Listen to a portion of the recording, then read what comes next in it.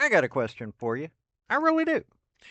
Why is it that the Republicans and Democrats have to split so far apart on common sense issues?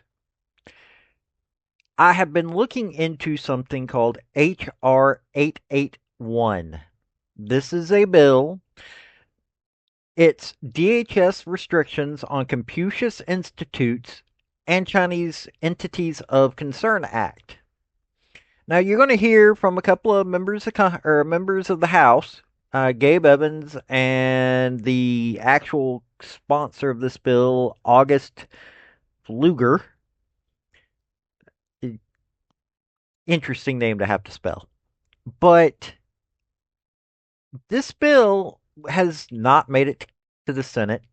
Twice now it's not made it to the Senate. That in and of itself is an idiotic thing.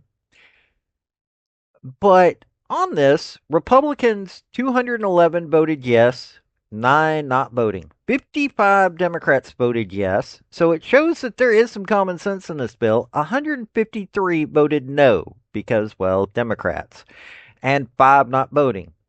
So 266 for, 153 against, and 14 not voting.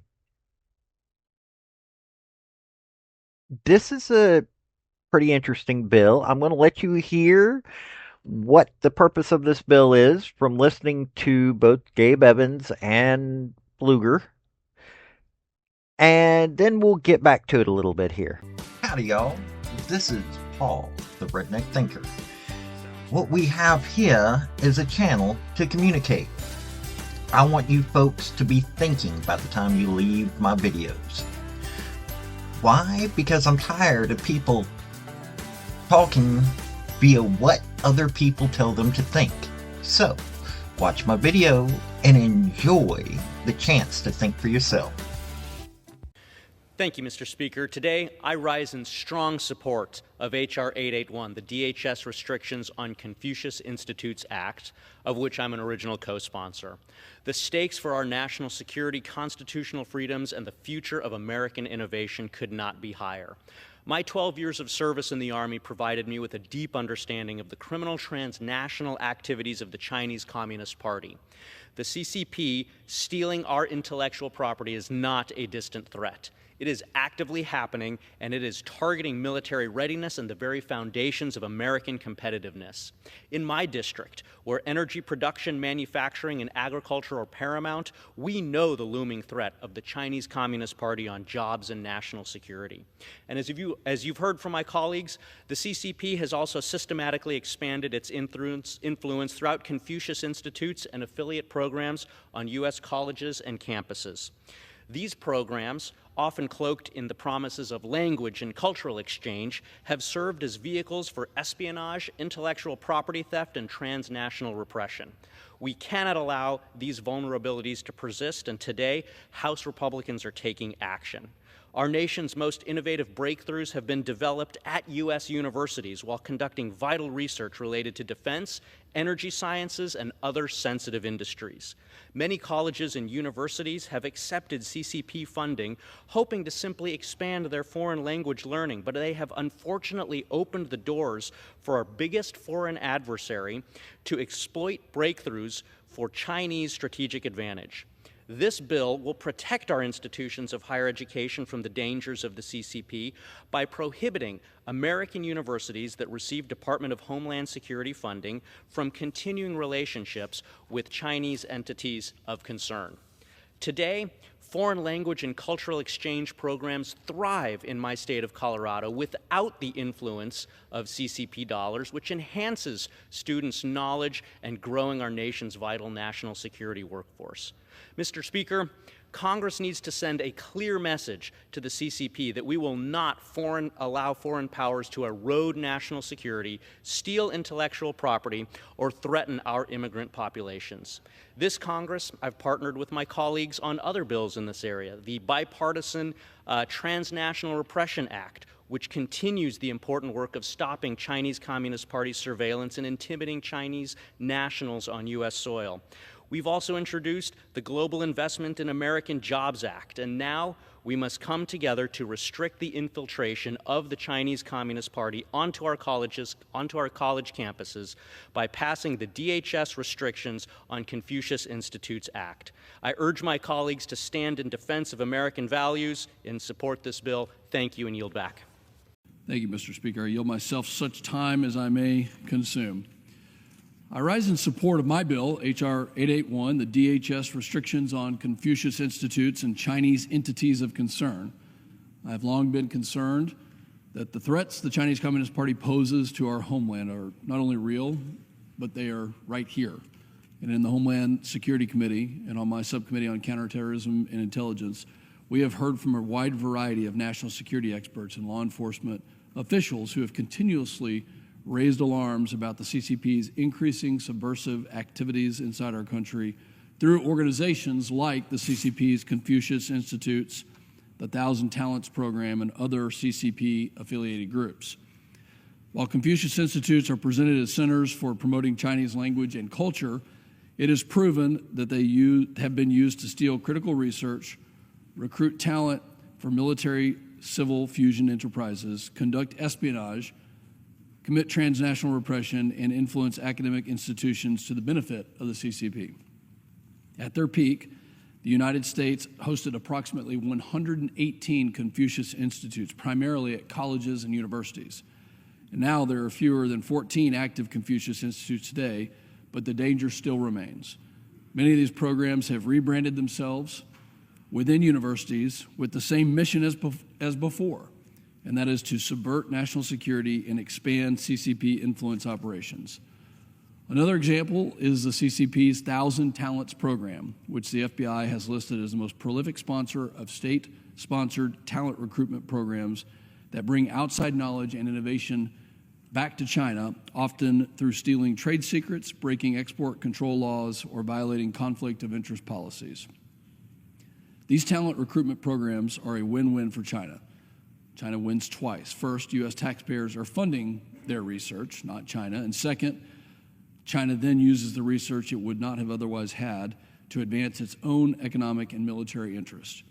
Today, we are debating H.R. 881, my legislation, which, by the way, is bipartisan, and that would prohibit DHS from funding American universities that host a Confucius Institute or Thousand Talents program or maintain relationships with the Chinese entities of concern. H.R. 881 also ensures that universities prioritize the education of their students over any of their partnerships with these institutions. This legislation passed the House last year with bipartisan support, and this year, H.R. 881 passed the Committee on Homeland Security with unanimous bipartisan support. I want to thank Chairman Green, Ranking Member Thompson, my counterpart on the Subcommittee on Counterterrorism and Intelligence, Ranking Member Magaziner, and the Committee of Homeland Security staff for moving this critical legislation forward. The DHS Restrictions on Confucius Institutes and Chinese Entities of Concern Act would play a vital role in protecting our students, intellectual property, and national security. Together, this effort demonstrates a unified bipartisan way to protect our nation from the insidious influence of the CCP, and that our students, our intellectual property, and our national security are protected from the malign influence of the CCP. I'd like to urge all of my Republican and Democrat colleagues to support this legislation. Thank you, and I reserve the balance of my time. Now, I find it really stupid when I read Betty McCollum, this is Minnesota politician. H.R. 881 is a solution in search of a problem. No, it really isn't. In 2018, Congress passed provisions prohibiting the Department of Defense from providing funds to any U.S. institution of higher education that hosts a Confucius Institute unless that institution receives a waiver from the department. Since its passage, no waivers have been issued. Okay, but this doesn't just cover Confucius Institutes, and they've declined from a peak of 118 in 2017 to fewer than 5 today. Current protections against Chinese intellectual property theft through the Confucius Institutes have worked. Okay, but she's not paying attention to what this bill fully covers, which, hey, that's normal for these politicians. Whether they're Republican or Democrat, they only hit or miss. The other part of this is Chinese entities of concern. So hold on a second here. Here's the basics of it. Beginning with the first fiscal year that begins after the date that is 12 months after the date of the enactment of this act. Okay, there needs to be some common sense in the writing of this stuff. The Secretary of Homeland Security shall ensure that an institution of higher education which has a relationship with the Confucius Institute, Thousand Talents Program, that's a separate program, or Chinese entity of concern is ineligible to receive any funds from the Department of Homeland Security unless the institution terminates the relationship between the institution and such Confucius Institute, Thousand Talents Program, or Chinese entity of concern, as the case may be. And you've heard all of this. Now, Chinese entity of concern, involved with the implementation of military-civil fusion, participates in the Chinese Defense Industrial Base, is affiliated with the Chinese State Administration for Science, Technology, and Industry for the National Defense, receives funding from any organization subordinate to the Central Military Commission of the Chinese Communist Party, provides support to any security, defense, police, or intelligence organization of the government of the People's Republic of China or the Chinese Communist Party, purposely undermines U.S. relationship with Taiwan, aids, abets, or enables the detention, imprisonment, persecution, or forced labor of Uyghur Muslims in the People's Republic of China, willfully and knowingly engages in malicious activities such as online disinformation campaigns and propaganda for the purpose of interfering with United States federal, state, or local elections, or is affiliated with Chinese Academy of Sciences. Now, Thousand Talents Program means any technological or educational program funded or administered by the Chinese Communist Party's Ministry of Industry and Information Technology. Notice how it wasn't just about, yes, they do list Confucius Institutes. We've got to keep that going. But people like McCollum are voting against this because, I don't know. Honestly, I don't know. Because he's only bringing up the Confucius Institutes. Chinese institutes or entities of concerns part of this is also valid and important. So why is the Senate not picking this up, number one? And number two, why is it we can't get the Democrats to agree that we need to quit supporting the Communist Party?